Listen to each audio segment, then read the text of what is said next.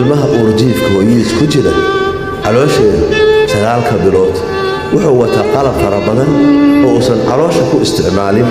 laakiin markuu hadhow bannaanka u baxo uu isticmaali doono waxa ugu horreeya sababada haddii uu soo bannaan u soo baxo uusan neefsan ilmaha yar xataa waa la garaacaya si uu neefsado waayo qalabkaas wuxuu u baahan yahay berri markuu tago bannaanka dabcan idinna sidaasoo kale weyn intuu ardayga yahay baa la kala tagaa ardada qofna waa arday wax baranayo dadaalayo isdiraya